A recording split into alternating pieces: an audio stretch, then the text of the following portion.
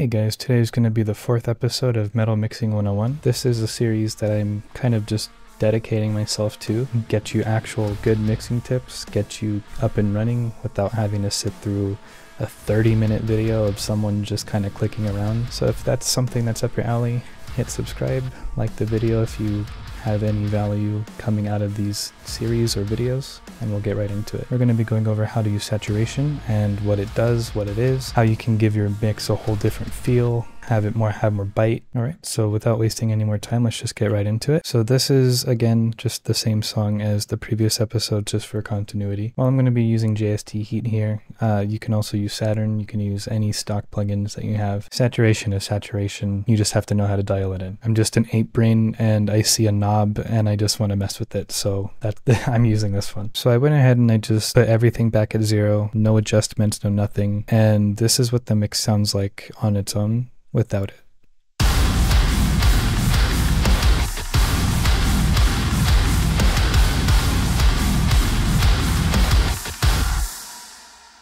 And so it sounds great.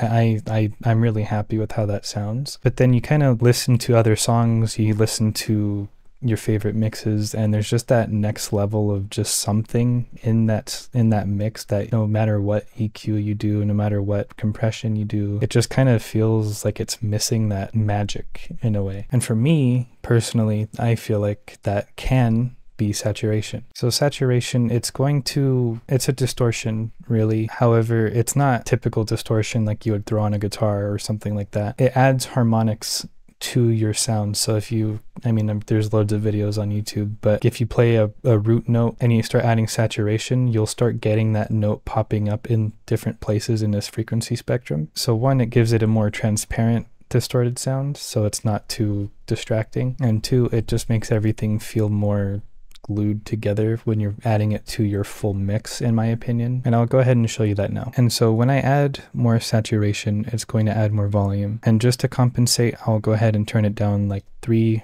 dB. That's just a guess. Don't use exact values here. I will go ahead and just raise this until I feel like it's just way too much, just too much aggression. And then I'll just kind of pull it back down, similar to what I did in my compression video. You can watch it there or there, whatever it is. So let's just hear how it would sound if there's just way too much.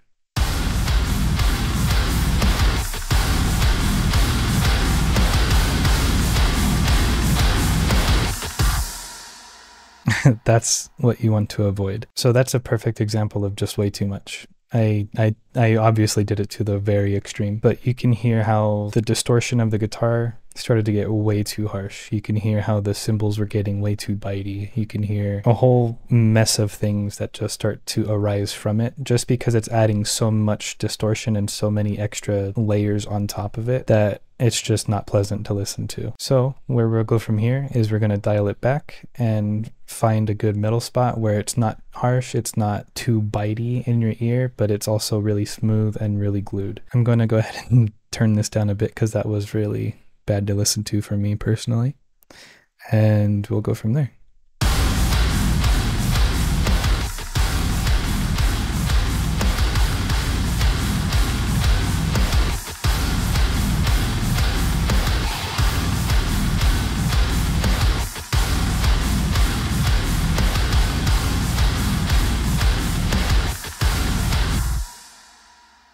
So I liked it particularly around 44, 45-ish%. And what we can also do, since I have this output-input section here, I can go ahead and bypass this, and that way we can have an unbiased opinion. That part is very important because your brain will automatically think something that's louder sounds better. So if you're not volume matching your changes, you can end up tricking yourself into thinking it's a good change when it's really not. So to do that, what I do is I'll just bypass it, listen to the volume, engage it. If it's too loud, turn it down, or vice versa.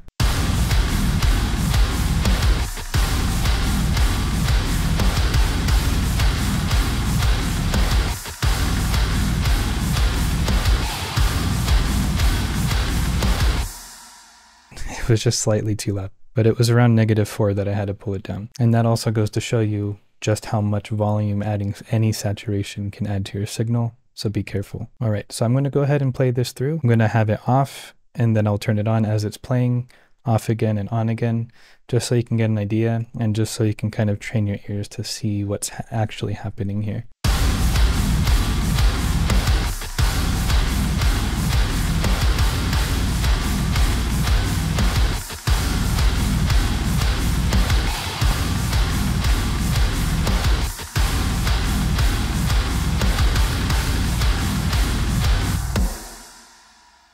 It is very subtle, as much as I added, but what it's mostly doing in this specific context is it's adding more depth to the sound and it's adding more texture. And when you're comparing your mix to other top mixes or other artists that you really like the sound of, they might have that. That might be that last missing little subtle but very, very important ingredient, I guess you can call it. So while this is on the master bus, you can also apply the same rule to synths. You can add it to drums, guitar, vocals, piano, violin, orchestra, choir. You can add it to literally anything. If you happen to have tape saturation, that can also help bring out some nice low end, I've found. If your, like, say your kick drum is sounding really good, but it's lacking that feeling of it just like punching you in the face, you know? Tape saturation, at least the Slate Digital one, even at its default setting,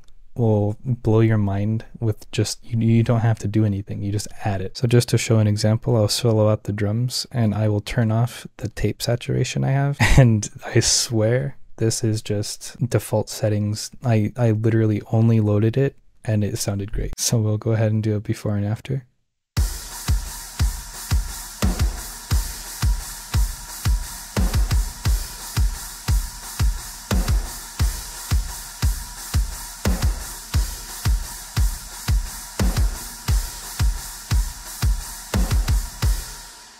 And so yeah, like, it's just, saturation is great. I know when I first started out, I never thought of saturation. I never touched it. I never wanted to learn it. I was just like, I have a sound I like and I'm just gonna brute force my way through it and make it work. But then I tried it and look at me now. But anyway, that'll be all for today, and I'll see you guys next time. Bye.